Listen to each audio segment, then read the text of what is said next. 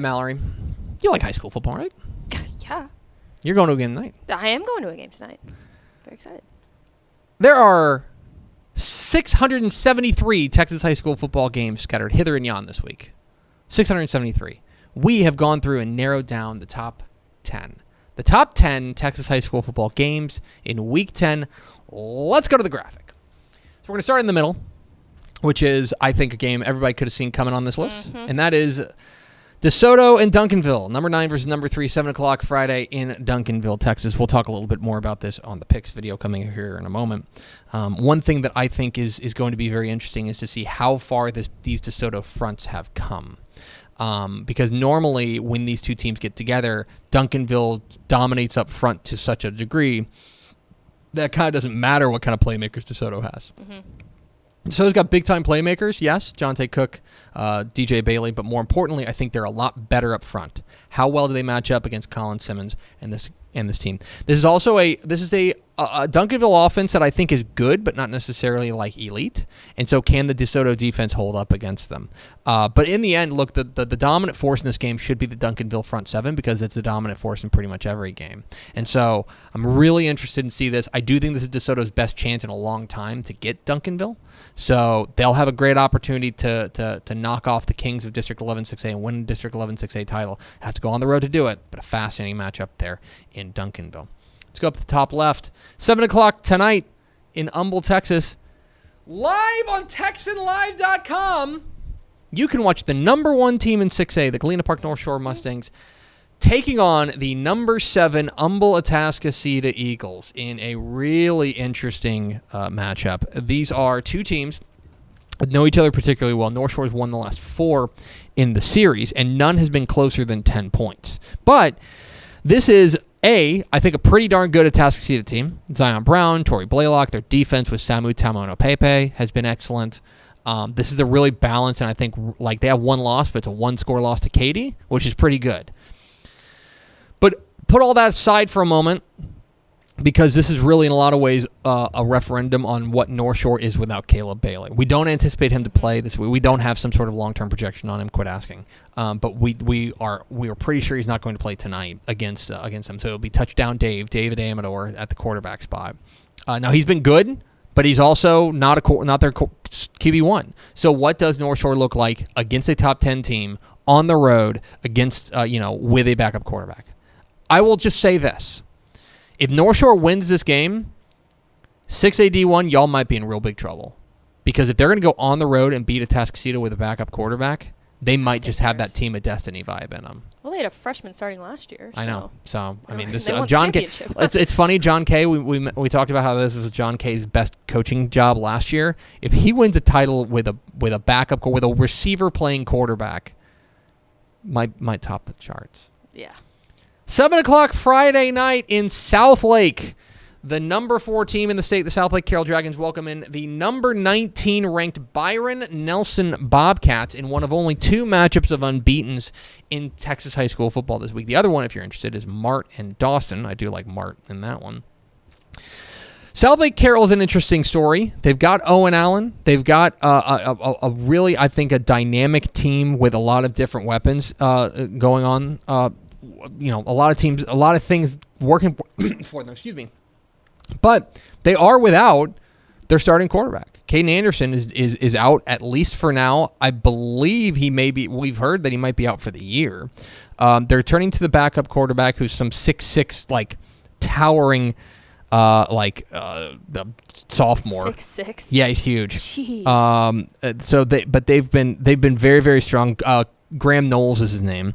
He's talented. He's got a couple games to get up to speed, but he's taken on this Byron Nelson team that looks the part, right? Jake Wilson, their quarterback, has been fantastic. They run the ball well with Aaron Darden, and I think that really what has been most important for them is that their defense has stepped up. We're going to talk with Travis Pride here in a moment about this game, but really interested to see what happens when Byron Nelson visits South Lake Carroll with a District 4 6A title on the line, I think it is. Yeah, sounds right.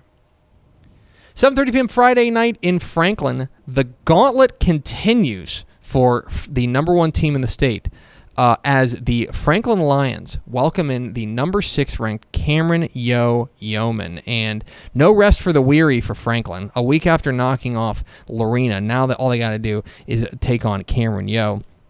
is a Cameron Yo team whose offense has been humming. Braylon Drake, their quarterback, has been very good, and the defense I do think is starting to come around. I still have some concerns about them. We know what Franklin's all about. Franklin's going to run the ball, and they're a home run hitting run team. Can Yo limit Franklin to like 5 yards a carry instead of 30? That's kind of it.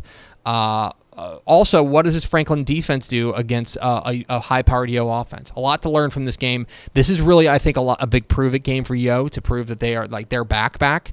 I don't know if they necessarily need them to win, but if they hang, I'm going to have really high hopes for them moving forward. That's tomorrow night in Franklin.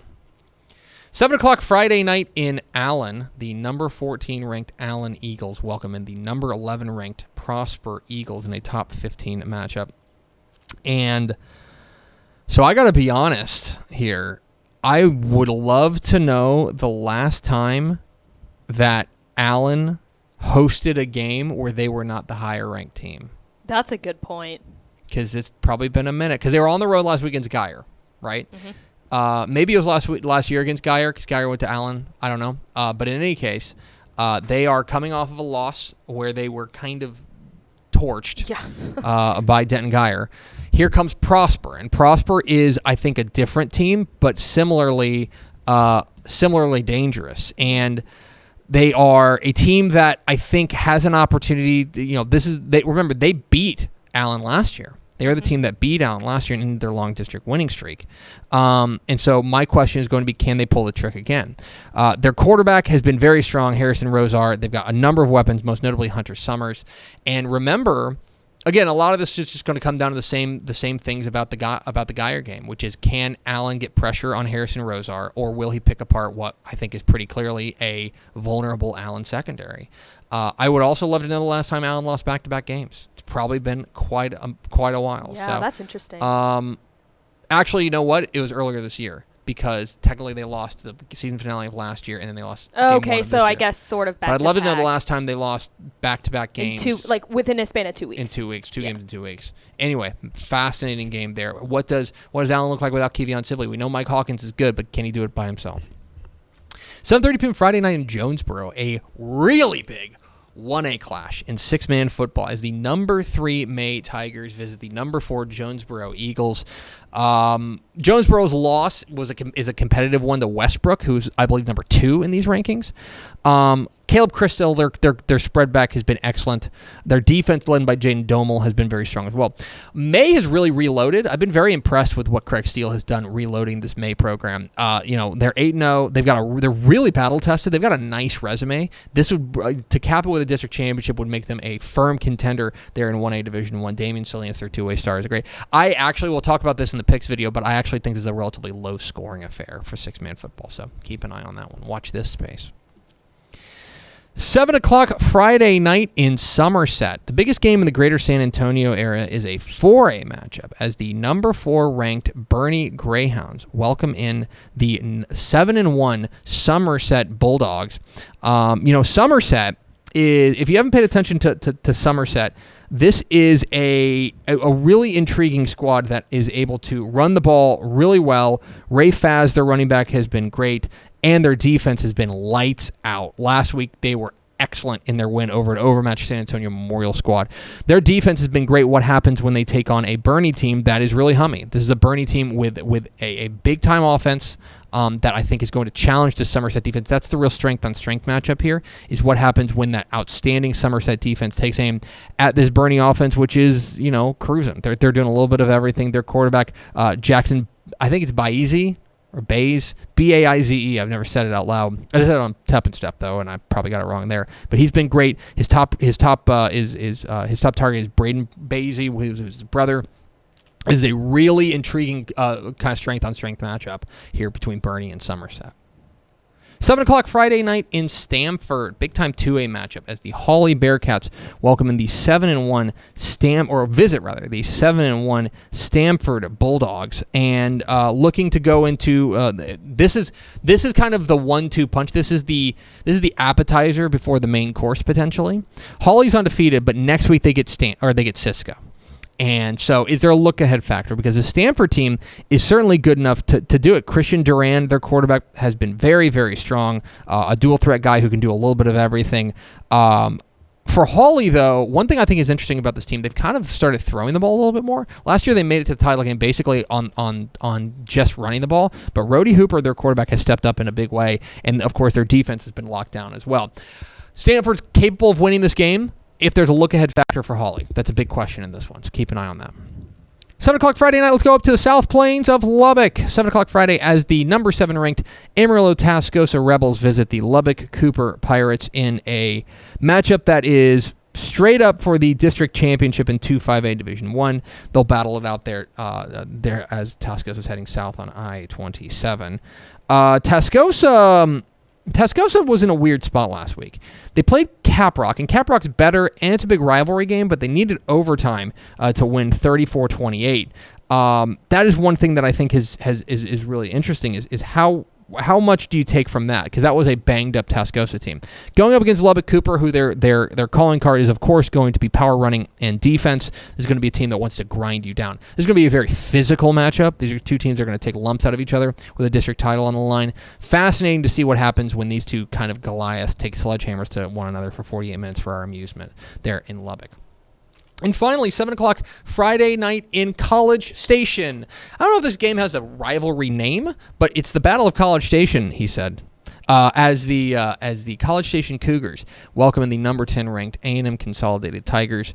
We're going to talk about this at length in the picks, but I love the young stars in this game. Will Hargett, the quarterback for A&M Consolidated, the sophomore running back for College Station, Aiden Martinez-Brown, who was huge last week against Georgetown.